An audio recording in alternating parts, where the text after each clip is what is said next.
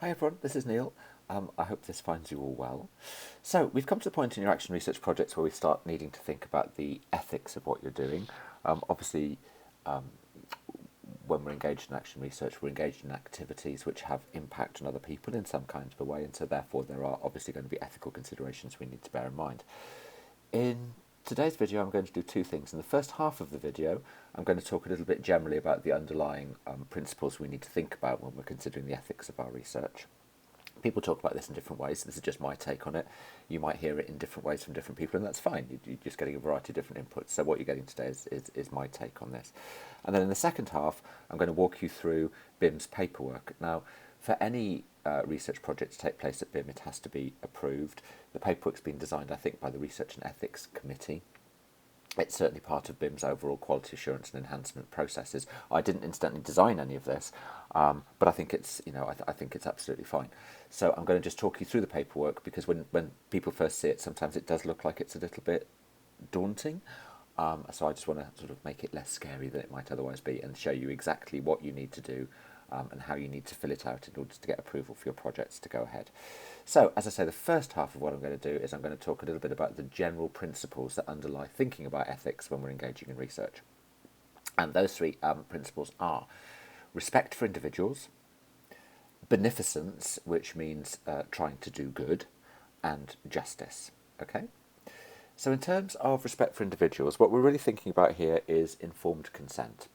You're asking people to participate in some way in your research project. You're asking your students to participate in your research project by giving you feedback, by providing you with feedback and information that you can use to generate data which is telling you whether your project's working or how it's working and what you might need to change ongoingly. Now, just to be very clear, what we're talking about here isn't, you're not asking your students permission for how you teach them.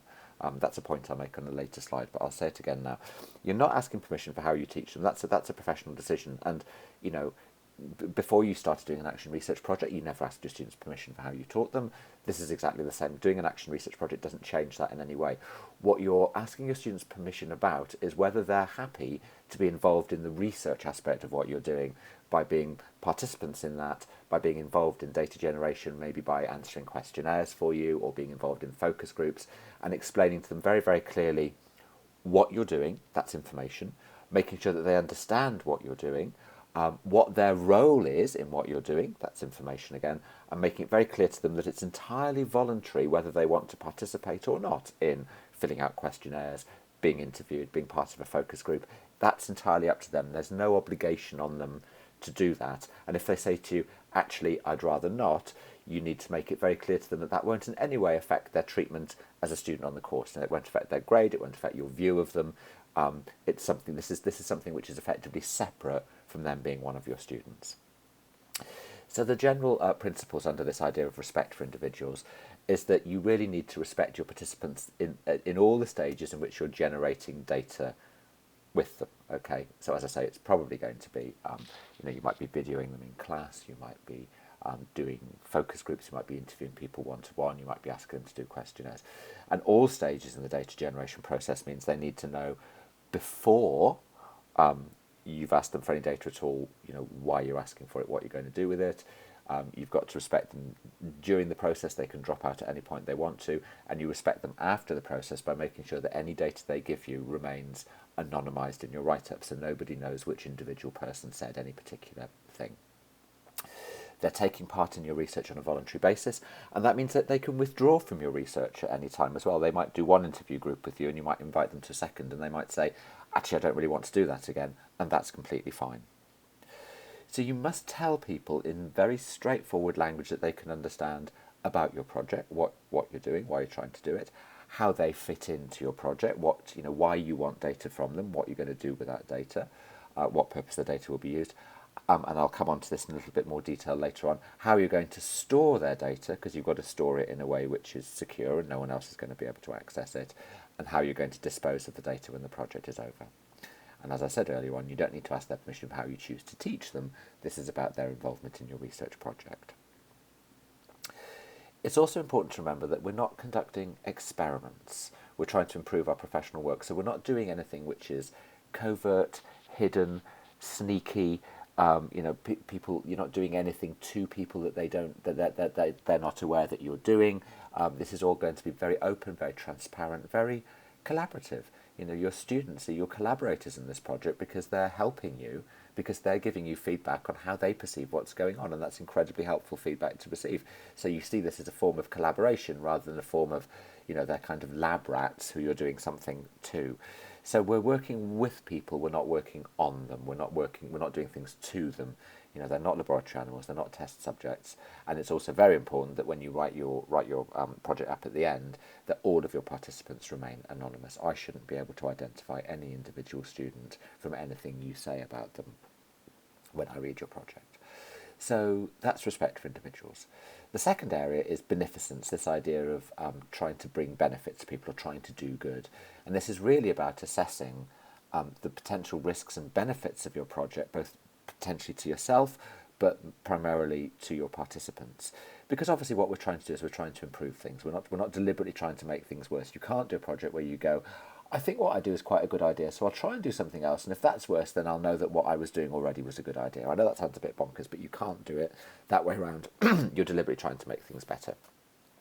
So at the beginning of the project, you do need to think about, okay, what are the potential benefits and what are the potential risks of this action that I'm thinking of taking? And the potential benefits must always outweigh the risks. Now, occasionally, we try something with the best will in the world and with good intention, and for whatever reason, unfortunately, it doesn't work out. Something surprising happens, and we thought it was going to be a great idea, and it turns out that it wasn't.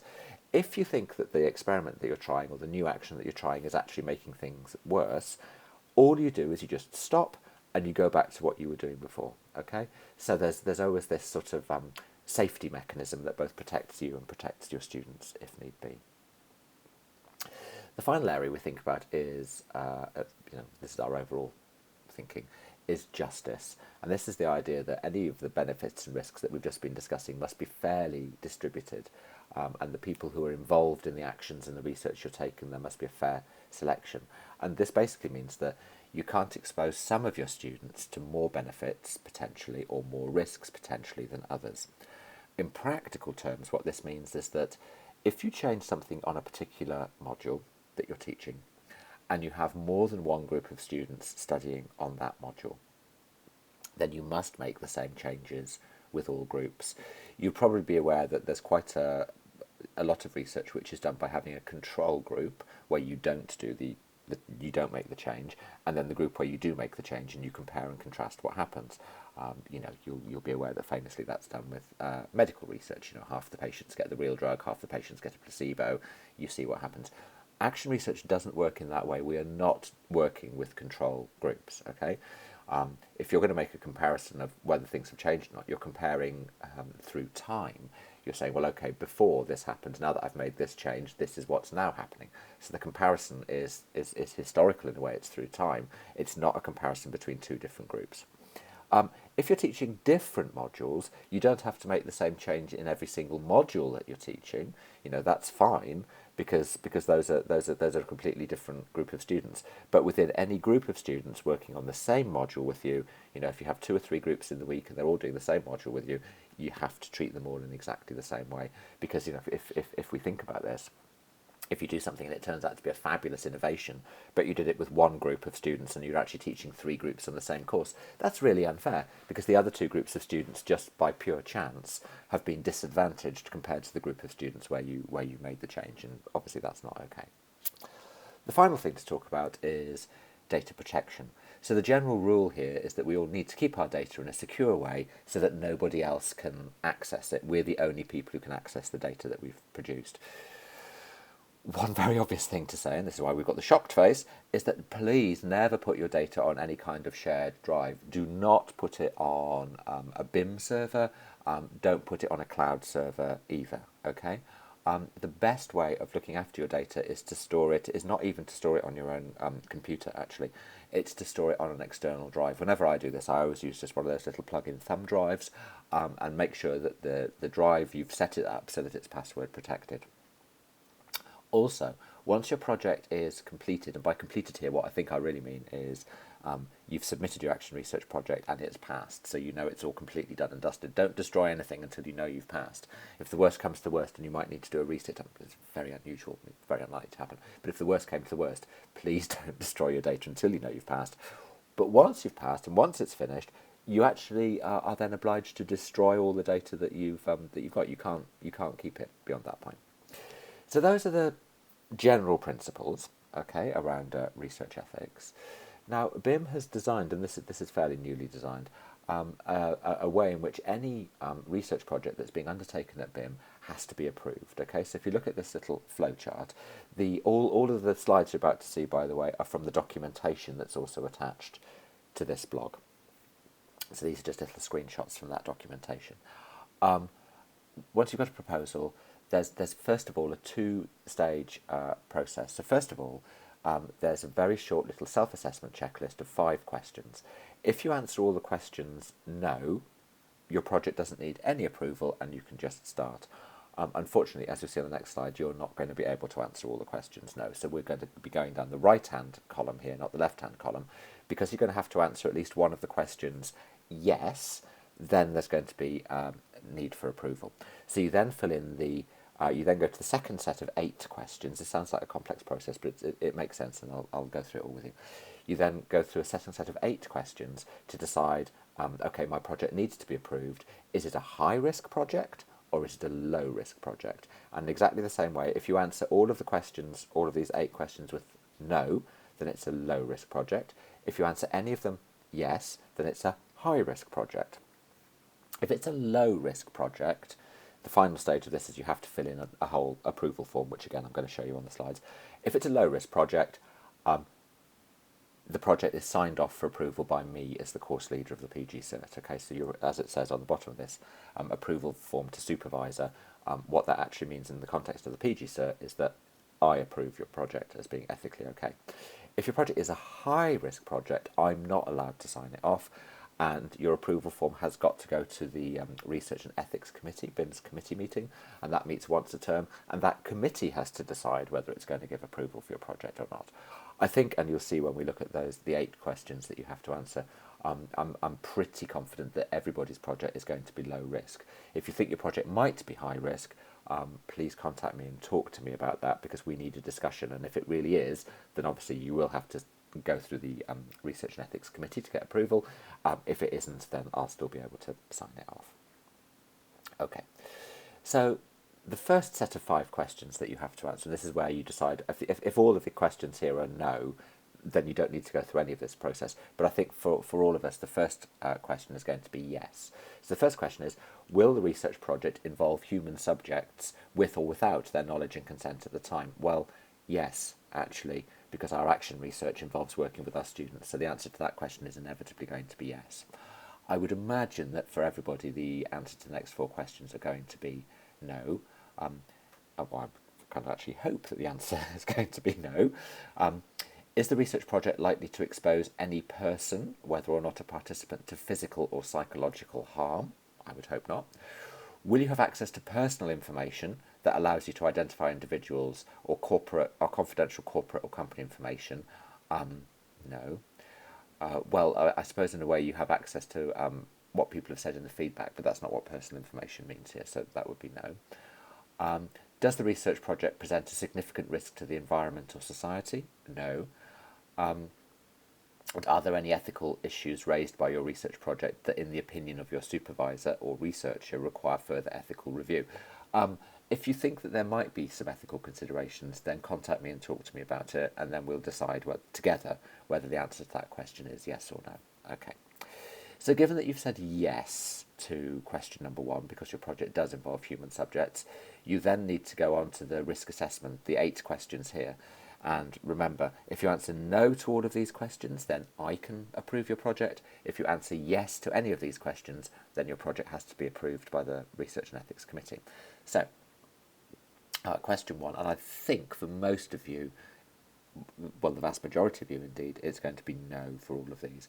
So question 1, will your study involve participants who are particularly vulnerable or unable to give informed consent? You remember when we looked at the general principles, People have to say, yes, I'm happy to be involved in your research project. That's what informed consent means. So, everybody who you ask, are you okay to be involved in my research project?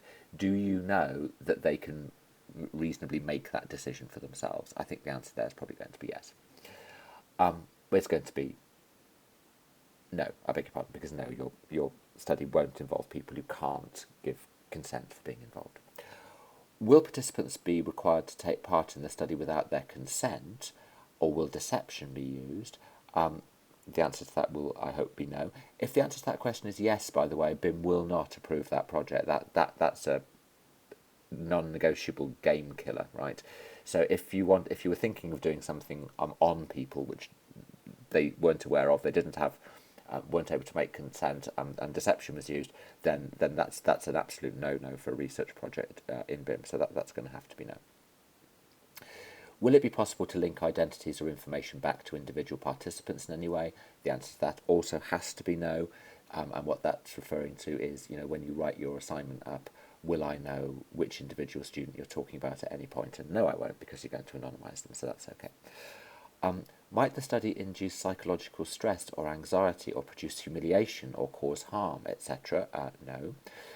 Will the study involve discussion of sensitive topics? That's an interesting one.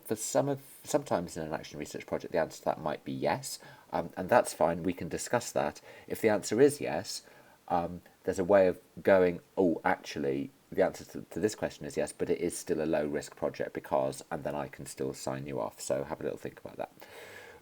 Will you be using drugs, placebos, or other substances? I imagine that would be no. Will your project involve working with substances, equipment, and hazardous things? I think that would be no. And will you be using financial inducements? The answer to that, I take it, will be no. So I'm assuming that at the end of this whole set of things, you're going to be in a position where the answers are no, and therefore you're going to be able to get me to sign your project off. It won't have to go to the committee. Okay. What you then need to fill out, having gone through these stages, is the actual research proposal itself. You'll see this is at the end of the set of handouts. Please notice there's a research proposal form for undergraduate projects. That's not the one you want. You want this one. You want the research consent form, which is for postgraduate students and staff. And it has a number of sections you need to fill out. So the first section, key information, is just informational, your project title, your name, which BIM college you're at, what your job is, your email, your contact address, yada yada. Second section are the project details, so the start date, which will be now, the completion date, well, that'll be the end of the PG cert, so that will be January 2018 for your group. Is the project externally funded? No. If externally funded, you say the name and address of whoever you're talking about. Then you need to just provide a very brief outline, they say up to 400 words, of your study in very just simple terms.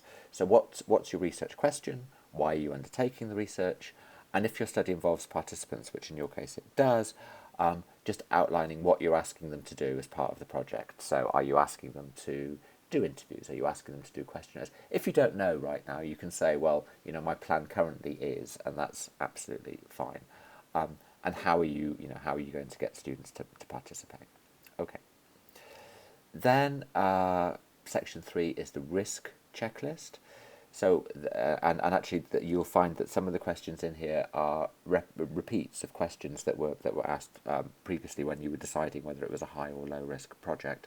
So, will they be expected to take part in the study without their consent? The answer to that has to be no. And you'll see here, any of the following things will be declined. So if it involves deception, if it involves stress, if it involves drugs, if it involves anything hazardous, BIM will say no to that. And whether also financial inducements will be offered, the answer to that question needs to be no as well. Okay, section 4. So this is to do with confidentiality and keeping students anonymous. So will questionnaires be completed anonymously and returned indirectly? I'm not telling you which answer you should put, right? I'll just point out the implications of this. It's best if you send questionnaires out and you yourself actually don't know which student filled it in. So that's what that question's alluding to. Will the questionnaires only be identifiable by a code name or a pseudonym that you give to the students? Well, that needs to be yes. You need to do that so that when you're writing your assignment, you say student A said this, student B said that, and that you, then question 15, you'll obviously have a little list for yourself of, okay, student A was this person, student B was that person. You need to store that securely in the way that we talked about earlier on, but interestingly, you need to store that separately in a separate folder from your research data, so that if something awful happens and somebody happens to get hold of your research data, which they shouldn't do, even within the data they wouldn't be able to identify who the different students were, because you'd used your code names but you didn't put the list of code names with the data itself, because evidently that would be daft. 16, will you change place names? Actually, I think that's kind of not applicable really, because the reality is in your write-up we know which college you're at, so it's pointless saying, oh, in College X, because we all know that you're in BIM Berlin or you're in BIM Manchester or wherever. So I would say not applicable for that.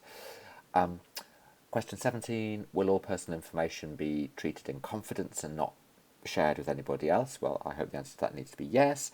Question 18, will you keep your records in accordance with data protection guidelines? There's a link there for data protection, but it's really what I said earlier on. You need to keep it in a way that nobody else can access it, and a data protected external drive is the best way of doing that. And question 19, can you confirm you're not going to use the data for anything else? If you say to your students, I'm asking for this data for my action research project, and they give consent to that, what they're saying is, I consent that you can use my data for your action research project. They're not giving us consent to use it for anything else. Okay, so that's the confidentiality section.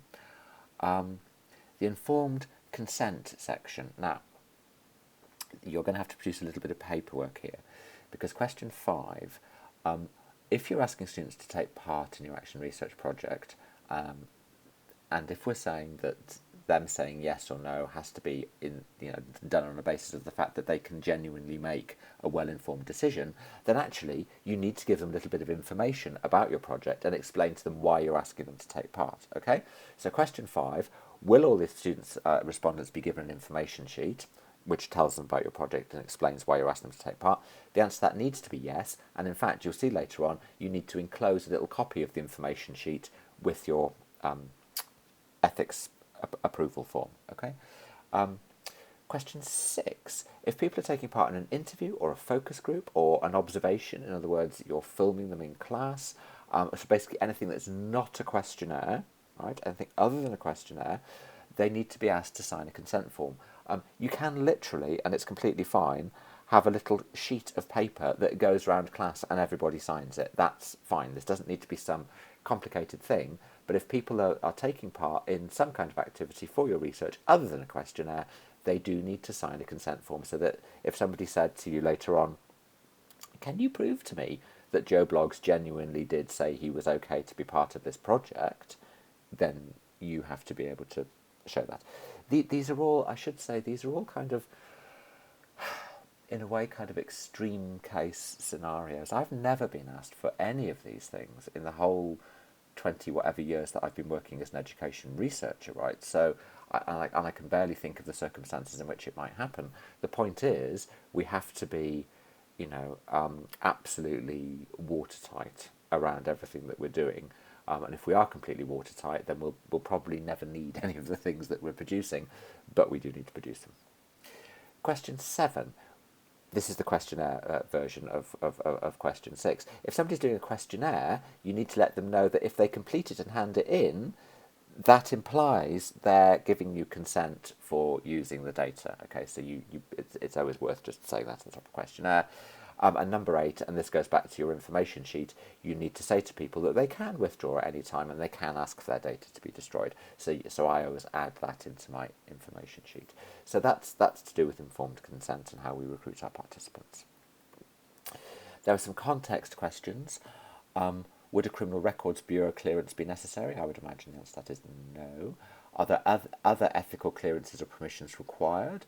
I think the answer to that would also be no. If you're not sure, contact me and we'll discuss it, but for the kind of research you're doing, the answer is going to be no. Do you need data from the BIM student information database? If the answer to that is yes, and you think you do need data from the database, talk to me about that. It's probably going to be no, because you're just going to be working with your own students. Okay. I have had cases before where people have asked for information from the database.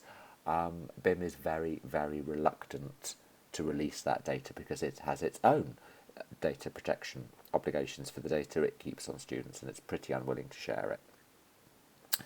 And will your research findings be published outside of being used for the action for your PG cert? The answer to that, I mean, just say no for now. If later on you think to yourself, oh, do you know what, actually I did a really interesting action research project and I'd be interested now in working it out for publication in a journal, then you'd have to go back through BIM again and say, oh, now I'm thinking of wanting to publish it, and BIM would always give permission for that. And in fact, that's what the following questions are all about, and these would be non-applicable really for you, because if you were going to publish it, BIM would ask to see some draft outputs. I have to say, I'm uncomfortable with that because I've never worked in any other higher education institution which has asked to see my work before it was being published. I personally think that's inappropriate and an infringement on our academic freedom, but there we go. Question 11. Is the project likely to produce findings which may have a negative effect on the reputation of BIM? The answer to that will be no. You may very well, and this does quite often happen in an action research project, have findings where you may find yourself being critical of some of the ways in which things are currently being done at BIM and wanting to suggest changes and improvements. That's not what this is talking about. This is talking about BIM's external reputation. It's absolutely fine for us to be very honest and critical and say, I tried to improve this, but there was this problem with how curriculum is approved. I'm just giving an example here, and because I couldn't change the curriculum, I couldn't make the changes I wanted to make, and this is a structural problem at BIM. That's totally fine. We're allowed to be critical, of course we are. But only you and I and maybe the external examiner are going to read that, so that's not really going to be affecting BIM's external reputation. Do you intend to share your data with other organisations? No. And are there any further ethical concerns relating to a project that have not been covered above? If yes, please explain. If you think there might be, again, contact me and we will discuss that. Oh, I know, it feels like quite a lot, doesn't it? And then the final section. So you need to include some supporting documentation. So you need to include a copy of the information sheet that you're going to give to students where you explain, oh, hi, I'm doing an action research project. This is what it's on. I'd love you to be involved. I'd love you to be involved by giving me feedback. This is how I'm going to be asking for feedback. It's going to be questionnaires, interview groups. I'm going to video in class, whatever it is. You don't have to participate. If you do decide to participate, you can withdraw at any time. That's what you say on the information sheet. Also, include a copy of the consent form. And again, it can just be something really simple, I, and then the student names themselves, consent that the feedback and data I produce for you in association with the project can be used as part of your project. I understand that you'll store the data securely, and I understand that I will remain anonymous in any write-up. Boom, boom, boom, tick, date, name, sign, done. If you are producing any recruitment materials where you're trying to recruit students or asking students to be involved, you're probably not actually, because generally people just do this in class, so it's fine to put not applicable for that. It's also fine to put not applicable in question 4. If people are asking, what they're asking for here is give us a copy of your questionnaire, give us a copy of your interview questions. You won't be far enough through the projects, I doubt. I mean, if you've already designed your questionnaire and if you've already decided on your interview questions, fine, include them. But if you haven't decided on them yet, just put not applicable, and any other approvals will be not applicable. Section 8. You just read through the declaration, you sign it, you print your name, you date it. Section 9, assuming it was a low-risk project, I sign it off as the course leader for the PG search. That's the bottom bit, low risk. Or if for any reason we decide, or I decide when I look at it, or we've had a prior conversation, it is a high-risk project, then it will have to go to the BIM Research and Enterprise Committee. And that is that. You read through all the documentation, give yourself time to process it. As I say, it can look a little bit daunting on first read through, but if you read it slowly and break it down, it's actually quite a logical flow and a logical sequence. And your work this week is to work your way through it, filling it out. And remember, and I think this is what I want to leave you with, this is really important, the first half of this presentation was all about the general principles about doing ethical research, and those general principles I think are vitally important.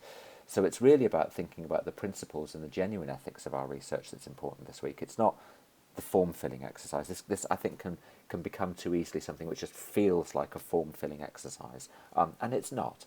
It's asking us to think very seriously about the implications of the projects that we're about to work on. So that's the important part, and the form-filling, yes, is of significance for our record keeping, but the form filling should be the end of the process of genuinely thinking about the ethics. It shouldn't be just the first thing we do, because if it's the first thing we do, we won't really have thought through the ethical implications of our work, and I would say that was much more significant. Okay, I look forward to getting everyone's forms in.